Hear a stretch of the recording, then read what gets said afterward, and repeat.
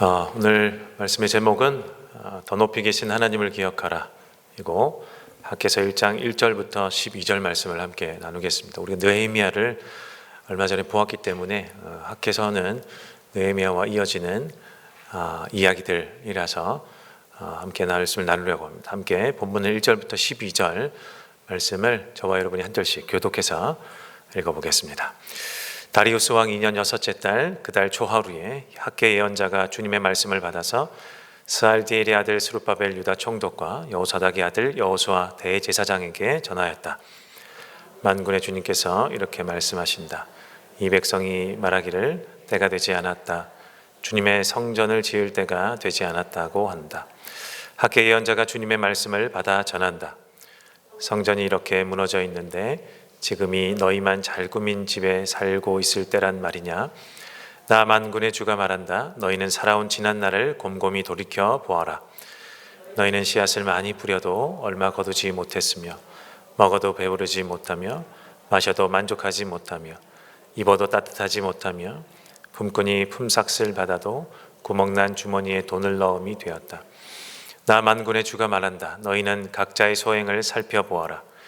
너희는 산에 올라가서 나무를 베어다가 성전을 지어라. 그러면 내가 그 성전을 기껍게 여기고 거기에서 내 영광을 드러내겠다. 나 주가 말한다. 너희가 많이 거두기를 바랐으나 얼마 거두지 못했고 너희가 집으로 거두어 들였으나 내가 그것을 흩어버렸다. 그 까닭이 무엇이냐? 나 만군의 주의 말이다.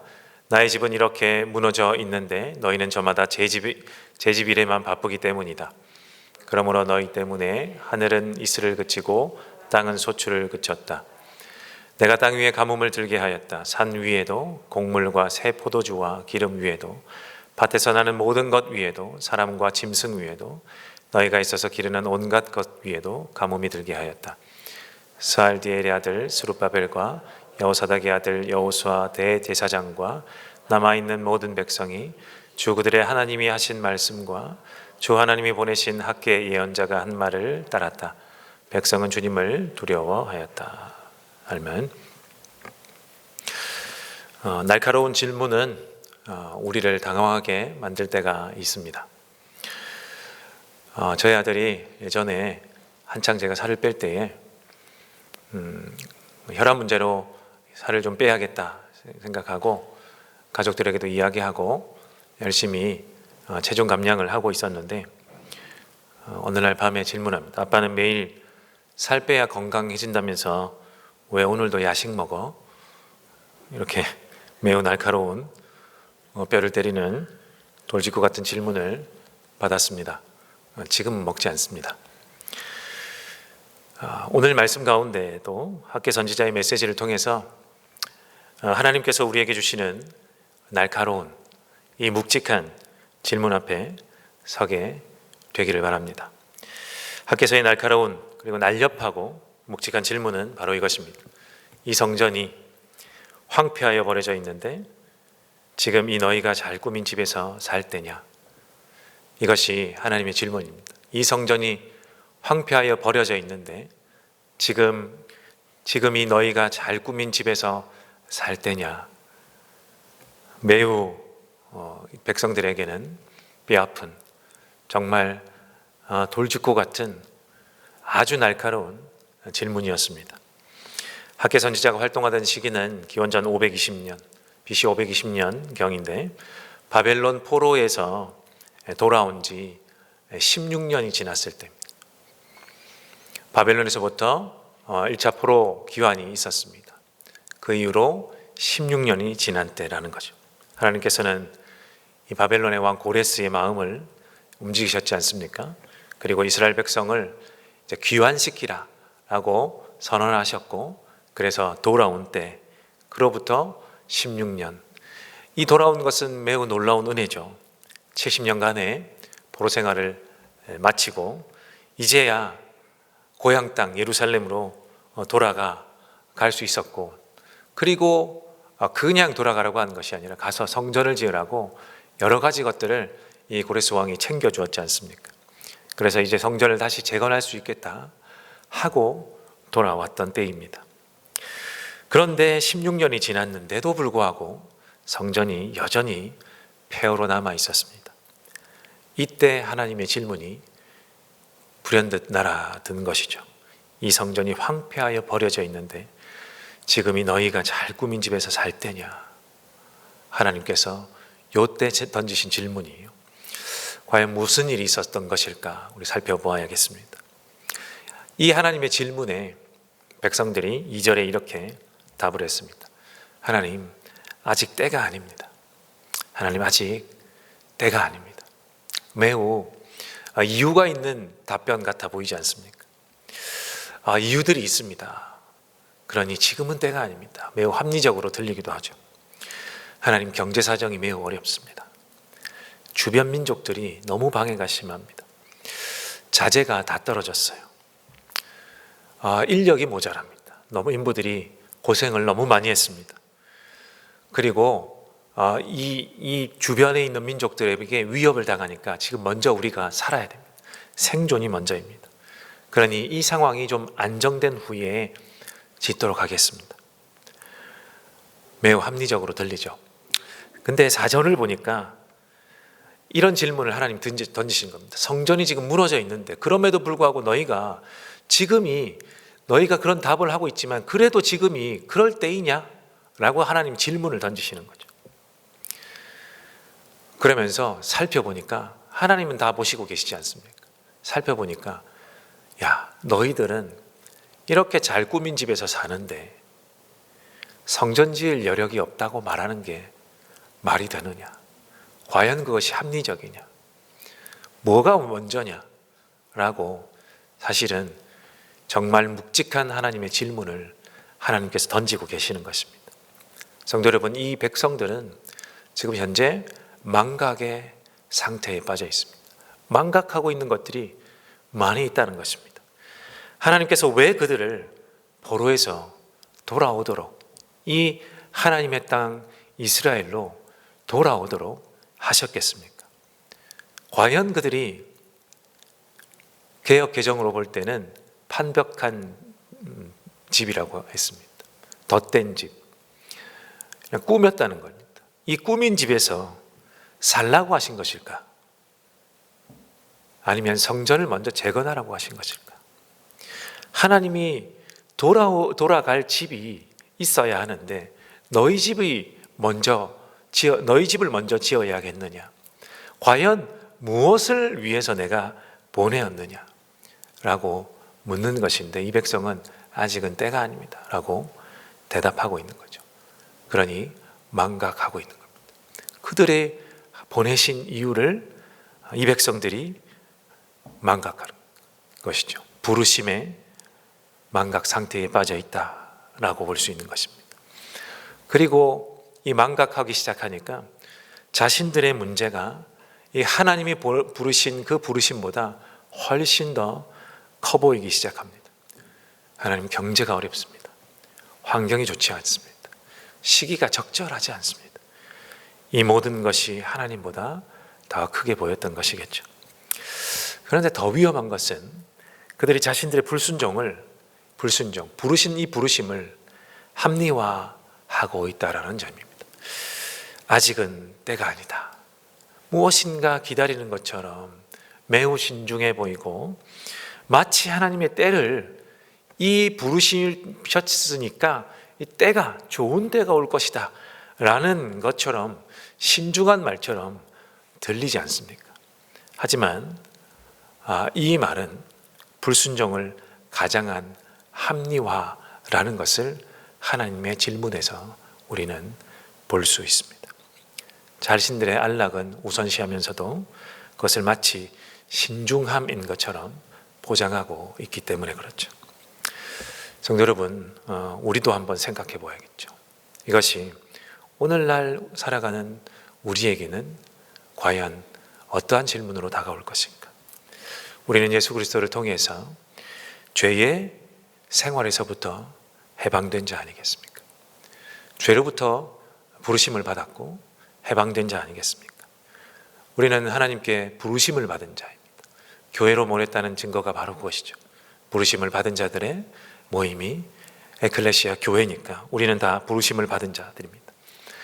그래서 그분의 나라를 구하고 그분의 의를 구하고 하나님의 또 그분의 영광을 드러내는 삶을 살라고 부르셨습니다. 그런데 우리는 과연 어떻게 살고 있는가? 곰곰이 돌아봐야겠죠. 하나님, 지금은 때가 아닙니다. 지금은 경력을 쌓아야 될 때고, 지금은 어려우면 내가 하나님 잘 섬기지 못하니까 지금은 돈을 벌어야 할 때고, 지금은 아이들을 키워야 할 때고, 지금은 건강을 회복해야 할 때입니다. 나중에 여유가 생기면, 은퇴하고 나면 그 다음에 하나님을 제대로 한번 섬겨보겠습니다. 우리가 이렇게 말은 하지 않지만 은연중에라도 이렇게 생각하는 것은 아닌가. 그렇다면 우리 또한 문제를 하나님보다 더 크게 보고 있는 것일 테죠. 직장 문제가, 그리고 가정의 문제가, 경제적인 안정이, 건강이 하나님보다 더 크게 보인다라고 밖에 할 수 없겠죠. 그리고 우리는 이것을 이내 합리화하고 합니다. 하나님께서 원하시는 것은 내가 먼저 안정되는 것. 하나님이 사랑하시는 자는 평안을 누리기를 원하니까 일단 내가 먼저 평안을 누려야 되는 것. 그리고 나 자신을 먼저 돌아보는 것. 그 다음에 하나님을 보는 것이지. 하나님의 의를 구하는 것이지. 그것이 맞는 것이지. 그럴듯하죠. 내 상황을 비견해 볼 때, 나의 상황을 대입해 봤을 때, 그렇게 말은 하진 않지만 그렇게 생각하고 느끼고 그곳에서 내가 피할 바를 구하고 있다면 우리 이 백성들과 다를 바가 없다고 생각이 됩니다. 성도 여러분, 그런데 이스라엘 백성들은 망각한 것은, 그들이 망각한 것, 하나님의 부르신 이 부르심만이 아니었다라는 것이 더 문제입니다. 더 중요한 것을 망각하고 잊고 있었습니다. 에스겔 선지자는 바벨론 포로 초기에 환상 중에 무엇을 보았습니까? 하나님의 영광이 성전을 떠나는 장면을 봅니다. 이스라엘 백성들이 바벨론으로부터 포로로 끌려갔을 때 이 백성들만 끌려간 게 아니고 하나님도 성전에서 떠나 바벨론으로 함께 가셨다는 그 장면을 에스겔이 보았습니다. 하나님께서는 이스라엘과 함께 포로로 가셨습니다. 그냥 그 백성만 보내지 않으셨습니다. 하나님이 그들과 함께 하시기 위해서 내 백성이니 나도 함께 가겠다 하시면서 바벨론 포로로 함께 가셨습니다.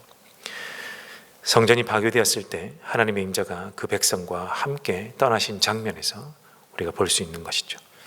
그렇다면 이 백성이 돌아왔다면, 그렇다면 포로 귀환이 되었는데, 그러면 참 포로 귀환의 의미는 무엇일까 생각해 봐야겠죠.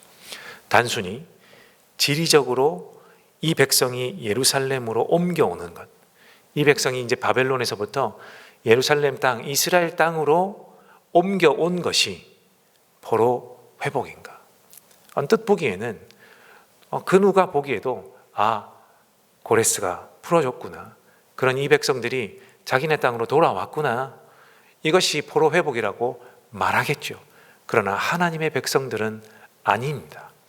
그것이 포로 회복이 아닙니다. 포로 귀환이 아닌 것이죠. 지리적으로, 육체적으로 그 백성들이 땅을 옮겼다고 해서 포로 귀환이 되는 것이 아닙니다. 진짜 포로 회복, 진정한 이 백성들의 포로 회복은 성전이 재건이 되고, 그리고 하나님이 다시 오시니까, 하나님이 함께 떠나셨으니까 하나님이 다시 와서 하나님의 집에 하나님이 임재하시는 것까지 완성이 될 때 이 백성들은 비로소 포로에서 회복되었다, 포로에서 귀환했다라고 말할 수 있는 것입니다. 이것은 저의 생각이 아니고 느낌이 아니라 구약의 성경은 그렇게 표현합니다. 이스라엘 백성의 진정한 포로 회복은 하나님께서 돌아오셔서 하나님의 집에 하나님이 임재하실 때, 그때에야 포로에서 회복되었고 귀환했다라고 표현합니다. 스가랴 선지자는 이렇게 예언했습니다. 스가랴 8장 3절입니다. 나 주가 말한다. 내가 시온으로 돌아왔다. 내가 예루살렘에서 살겠다. 예루살렘은 성실한 도성이라고 불리고 나 만군의 주의 산은 거룩한 산이라고 불릴 것이다. 이때가 돼야 포로가 포로에서 회복되었다.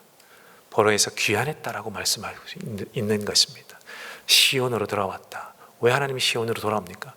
그 땅, 그 시온 산에 예루살렘 성전이 지어져 있고 그 성전에 하나님이 임재할 지성소가 있기 때문에 시온산으로 돌아온다라고 말할 수 있는 것입니다. 하나님께서 다시 돌아오시는 것, 그것이 진정한 회복입니다. 그런데 백성들은 이것을 잊어버린 거죠. 어렵다 말은 하면서 그들이 왜 돌아왔는지도 잊었고 어떻게 해야 하나님이 임재하시고 다시 회복되는지도 잊어버렸다라는 것입니다. 그들은 땅으로 돌아온 것만으로 만족하고 있었습니다. 포로에서 풀려났다. 그 포로로 갔던 바벨론 땅에서부터 풀려났으니까 이제 1차 한번 시도했는데 어렵다 느껴지니까 그냥 그대로 머물러 있는 것이죠. 그것으로 만족했다라는 것입니다. 그리고는 자기 할 일들을 합니다. 집을 짓고 사는 것으로 만족하고 있습니다. 하지만 하나님의 돌아오심이 없는, 하나님의 임재가 없는 귀환은 무슨 의미가 있겠습니까? 하나님 없는 예루살렘이 이방 땅과 무엇이 다르겠습니까? 성도 여러분, 이 장면도 우리에게 한번 대입해 보면 좋겠습니다. 오늘날 우리에게도 또한 심각한 문제는 없는지 한번 살펴보면 좋겠습니다. 오늘날 우리는 너무나 쉽게 하나님이 하셨습니다. 하나님이 다 하셨습니다. 하나님이 이루어 주셨습니다. 이렇게 고백합니다. 사업이 잘 되면 하나님이 축복하셨습니다. 시험에 합격하면 하나님께서 은혜를 주셨습니다. 건강이 회복되면 하나님이 치유하셨습니다. 물론 그런 때도 있으니까 이야기를 하지만 종종 우리는 너무나 쉽게 아무렇지도 않게 이런 말을 한다는 의미입니다.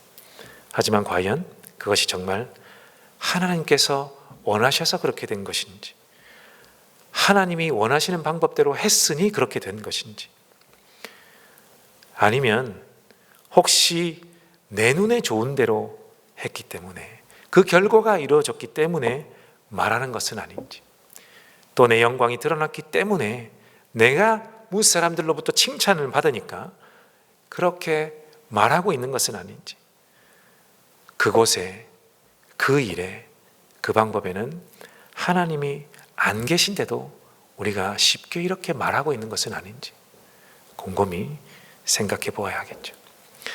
우리가 하나님의 이름을 부르지만 우리의 방법대로 일한다면, 우리가 하나님의 영광을 말하지만 내 욕심을 추구하는 바대로 그렇게 행한다면, 우리가 하나님께 결과에 감사한다고 말하지만 정작 하나님께서 원하시는 것을 하고 있지 않다면,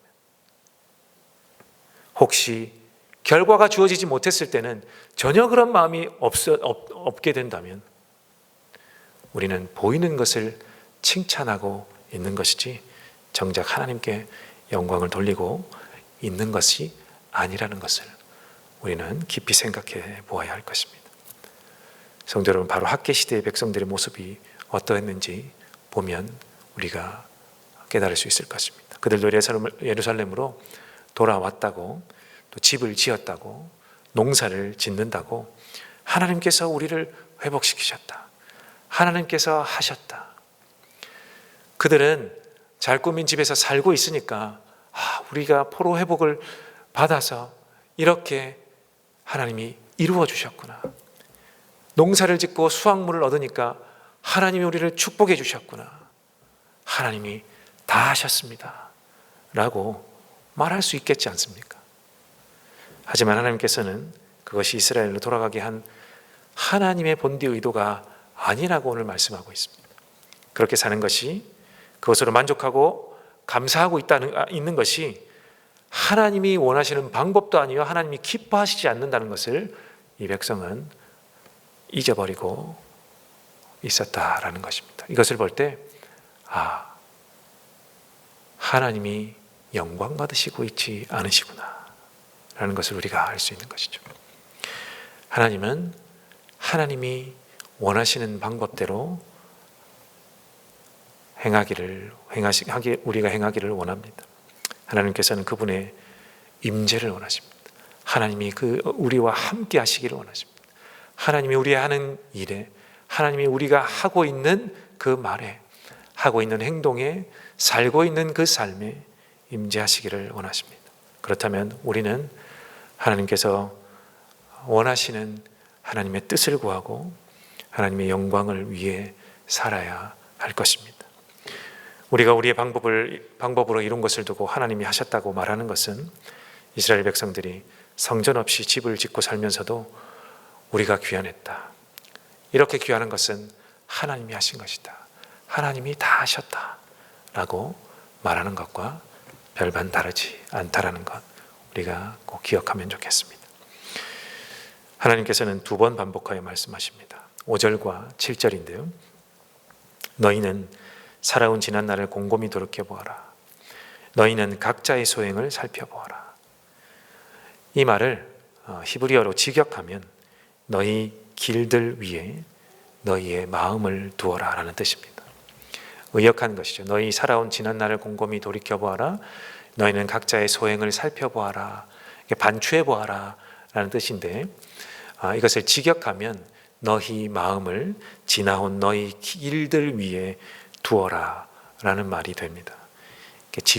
지나온 길들 위에 너희 마음을 얹어보면서 점검해보라는 말이죠. 진지하게 정말 마음을 다해서 그들의 삶을 돌이켜보라 라는, 너희 각성해보아라 라는 아주 심각한 말이에요. 하나님이 두 번이나 이렇게 반복해서 하셨다는 말씀은 매우 심각하게, 이게 직역하면 너희 길들 위에 너희 마음을 두라는 뜻 아닙니까? 이 심장을 꺼내어서, 옛날에 그 고대에는 이 심장이, 이 심장 안에 그 생각, 지금은 뭐 과학이 밝혀냈지만 뇌가 그 역할을 하지만 이 뇌의 역할을 심장이 한다고 보았기 때문에 이 심장을 너희 길 위에 두라는 말은 너희가 곰곰이 돌아온 길을 잘 살펴보아라는 굉장히 심각한 어휘의 말입니다. 하나님이 두 번이나 이렇게 물으시는 것입니다. 정말 진지하게 돌이켜서 너희 돌아온 길을 살펴보아라 라는 것입니다. 뭔가 이상하지 않느냐, 뭔가 다시 생각해야 되지 않느냐, 다시 너희 길을 보아라 라는 뜻입니다. 그러한 뒤에 하나님께서 이 백성들의 삶을 진단해 주십니다. 많이 심어도 너희 수확이 적지 않느냐, 먹어도 배부르지 못하지 않느냐, 마셔도 만족하지 못하지 않느냐, 입어도 따뜻하지 않지 않느냐, 돈을 벌어도 구멍 뚫린 주머니에 넣는 것 같지 않느냐. 실제로 이러했는지 아닌지는 몰라도 과연 이러한 삶을 너희가 살면서 깨름직하지 않느냐, 너희 잊어버린 것 없느냐라는 의미입니다. 우리가 자녀들한테 물을 때 직접적으로, 직설적으로 물으면 아이가 충격을 받을까 봐 간접적으로 묻지 않습니까? 너 아빠한테 잘못한 것 없니? 너 엄마한테 거짓말하는 거 없니? 왜 거짓말했어? 이런 왜 잘못했어? 라고 묻기보다 너 아빠한테 거짓말하거나 잘못한 거 없니? 라고 묻는 것처럼 하나님이 백성들에게 너희 뭔가 잊은 것 없니? 너희 잊고 가는 거 없니? 라고 물으시는 것과 같다고 생각하면 되겠습니다. 이러한 것들은 야, 너네 경제적으로 어렵지 라는 말은 아닐 것 아니겠습니까? 이것은 너희 영적 문제가 무엇인가는 잘못되어 있으니까 돌이켜보아야 돼, 돌이켜보아야 돼, 이렇게 재차 물으시는 것입니다. 그리고 하나님께서 10절에 분명히 말씀하십니다. 그러므로 너희 때문에 하늘은 이슬을 그치고 땅은 소출을 그쳤다. 심각하지 않니? 이 결과는 어디서부터 온 것일까? 라고 묻는 것이죠. 그리고 9절에서 또한 답을 줍니다. 나의 집은 이렇게 무너져 있는데 너희는 저마다 제 집 일에만 바쁘기 때문이구나. 내가 임재할 곳, 내가 다시 올 곳은 무너져 있는데 너희는 너희 갈 바만 추구하고 있구나. 우선순위가 잘못되어도 너네 한참 잘못되지 않았니? 라는 하나님의 크신 꾸지람입니다. 하나님을 첫째로 하지 않았기 때문에 너희가 이렇게 살고 있는데 왜 돌아보지 않느냐? 16년이 지났는데 왜 아직도 깨닫지 못하고 있느냐? 그러면서 너희는 너희 방법대로만 추구하고 있느냐? 그리고 만족하고 있느냐? 이 백성들의 정말 심각한 문제는 이렇게 하면서도 하나님을 거론하고 신앙을 이야기하고 때를 기다리면서 하나님이 하셨습니다 라고 쉽게 만족하면서 살고 있었다라는 것입니다. 이 또한 우리의 삶을 대입해서 돌아보면 좋겠습니다. 우리 열심히 일하죠. 노력도 합니다. 계획도 합니다. 그럼에도 불구하고 왜 자꾸 우리를 뒤를 돌이켜볼 때 삶이 공허할까? 왜 만족이 없을까? 자꾸 벽이 다가올까? 문제를 넘었는데도 왜 또다시 문제가 올까? 그러면서 자꾸만 불안을 느끼는 것일까? 왜 더 많이 벌어도 부족함을 느낄까? 이전보다 내가 조금 더 윤택해졌는데도 불구하고 왜 자꾸 모자란다는 생각이 들까? 왜 안정감이 없을까? 왜 더 많이 소유했는데도 불구하고 더 많이 가지고 싶을까? 왜 구멍 뚫린 주머니에 돈을 넣고 있는 것처럼 보일까? 이런 우리에게 하나님께서 말씀하십니다. 너희 행실을 깊이 살펴보아라. 너희가 무엇에 우선순위를 두고 있는지 살펴보아라. 과연 그것이 내가 원하는 것인지 돌이켜보아라. 무엇인가 잘못된 것이 없느냐? 라고 묻는 것으로 하나님의 질문을 우리가 받아야 할 줄로 믿습니다. 성도 여러분, 문제는 게으름이 아니죠. 문제는 하나님과 나 사이에 무엇인가 내가 게을러서 내가 삶을 똑바로 잘 살지 못해서라가 아니라 문제는 우선순위라고 우리가 진단해 보아야 되지 않을까 생각합니다. 이스라엘 백성들 게으르지 않았습니다. 열심히 일했습니다. 집도 지었고 농사도 지었습니다. 그들이 포로에서 들어와서 농사 짓는 것이 어디 쉬웠겠습니까? 한 세대, 지금으로 말하면 두 세대가 지난 사람들이 들어와서 자기 땅에서 농사 짓는 것이 쉬웠겠습니까? 집 짓는 것이 쉬웠겠습니까? 그럼에도 열심히 일했죠. 집도 짓고 농사도 지었습니다. 경계도 서고 옆에 있는 다른 민족들로부터 침해당하지 않기 위해서 경계도 서고 많은 일들을 했을 것입니다. 그럼에도 불구하고 하나님을 첫째로 두지 않았기 때문에 하나님이 원하시는 것에 관심이 별로 없었다라는 것입니다. 오늘 우리도 마찬가지인 것 같습니다. 우리는 게으르지 않습니다. 우리는 열심히 일하고 교회도 출석하고 매일 또 기도도 하고 헌금도 합니다. 하지만 진정으로 하나님을 첫째에 두고 있는지, 진정으로 하나님이 내 삶에 원하시는 것을 추구하고 있는지, 우리를 부르신 그 이유를 찾아가고 있는지, 과연 나는 보이는 결과에만 집착하고 있는지 돌아보아야 할 것입니다.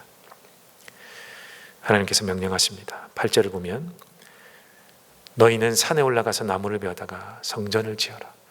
그러면 내가 그 성전을 기껍게 여기고 거기에서 내 영광을 드러내겠다. 이것은 단순히 건물 지으라는 말은 아니죠. 다시 너네 방법을 돌이켜 나를, 하나님을 첫째로 두어라. 그리고 소명을 깨달아 보아라. 하나님의 임재를 구하는 그 방법으로 다시 돌아가서 그 일을 해라. 그러면 내가 그것을 기뻐하고 영광을 받겠다 라고 하나님이 말씀하십니다. 지금도 너네 늦지 않았다. 다시 시작해보아라 라고 말씀하시는 것입니다. 하나님께서 기뻐하시는 것, 하나님께서 영광 받으시는 것, 그것이 우리의 삶의 첫 번째가 되어야 할 줄로 믿습니다. 우리 예수님께서 말씀하셨습니다. 마태복음 6장 33절, 너희는 먼저 하나님의 나라와 하나님의 의를 구하라. 그리하면 이 모든 것을 너희에게 더하여 주실 것이다. 성도 여러분, 하나님의 나라가 먼저입니다. 하나님의 의가 먼저입니다. 하나님의 방법이 먼저입니다. 우리는 불안하기 때문에 이것을 뒤로 미룰 뿐입니다. 그리하지 아니해 주신다면, 또는 그 욕구, 무엇인가 내 바라는 욕구가 이루어지지 않을지도 몰라 라는 것이 먼저가 되기 때문에 하나님의 나라와 의를 구하는 것이 뒤가 되는 것 같습니다. 그럼에도 불구하고, 그것 주시지 아니함에도 불구하고 어떻게 해요? 이 모든 것을 너희에게 더하여 주신다 라는 이 믿음을 가지고, 그것이 내가 바라는 것이 되지 않을지라도 이 믿음 가지고 나아가는 저와 여러분이 되면 좋겠습니다. 우리 마지막 12절을 보겠습니다. 스알디엘의 아들 스룹바벨과 여호사닥의 아들 여호수아 대제사장과 남아있는 모든 백성이 주 그들의 하나님이 하신 말씀과 주 하나님이 보내신 학계 예언자가 한 말을 따랐다. 백성은 주님을 두려워하였다. 이 얼마나 아름다운 반응입니까? 지도자들과 백성이 모두 순종했습니다. 하나님의 이 질문에, 하나님의 이 꾸지람에 변명하지 않았습니다. 핑계하지도 않았습니다. 그리고 그들은 다시 순종했습니다. 그들이 순종할 수 있었던 이유는 주님을 두려워했기 때문이라고 말씀합니다. 이것은 경외했다라는 말입니다. 그들은 하나님을 경외했습니다. 그들은 하나님의 말씀 앞에 자신들의 생각과 지금 이루어가고 있는 모든 계획들을 다시 내려놓고 다시 하나님을 우선순위로 두고 하나님의 방법을 구하고 하나님의 일들을 했습니다. 그 결과가 어떻게 되었습니까? 학계 1장 13절을 보면 하나님께서는 내가 너희와 함께 있겠다라고 말씀하셨습니다. 그리고 23일 만에 성전 재건이 재개되었고 그 이후로 4년 후에 성전이 완공이 됩니다. 하나님의 방법으로 돌아왔을 때 16년간 중단되었던 일이 4년 만에 완성이 되었습니다.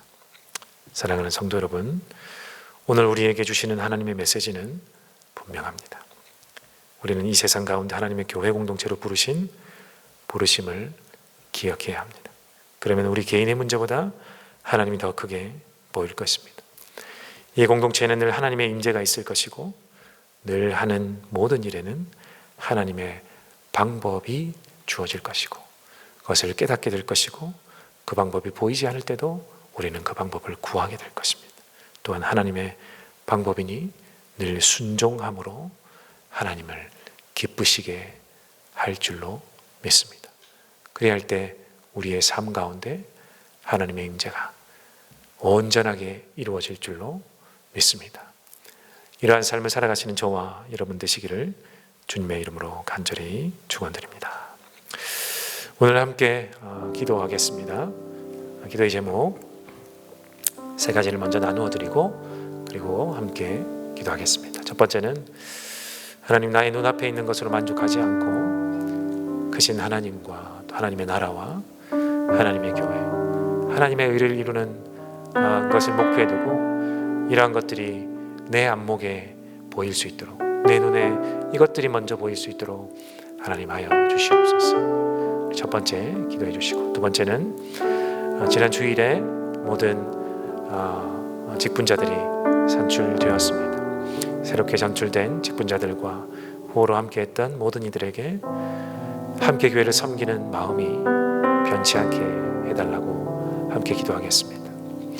이 직분자들과 또 함께했지만 선출되지 않은 모든 사람들이 이 모든 것이 하나님이 원하시는 방법대로 그리고 하나님의 뜻이 여기에 있음을 알고 마음이 변하지 않고 이 모든 일들은 주의 교회와 주의 교회가 몸된 주님의 교회가 세워져 가는 것임을 깨달아 함께 섬기는 일에 앞장설 수 있도록 하나님 도와주십시오. 두 번째로 기도해 주시고, 세 번째는 겨울의 한파만큼 소외된 어려운 모든 이들에게 생각나시는 여러분들, 기억나시는 주변에 소외된 모든 이웃들을 위해서 기도해 주십시오. 그들이 넉넉한 도움을 받고 함께 이 겨울을 잘 이겨낼 수 있도록 하나님 도와주십시오.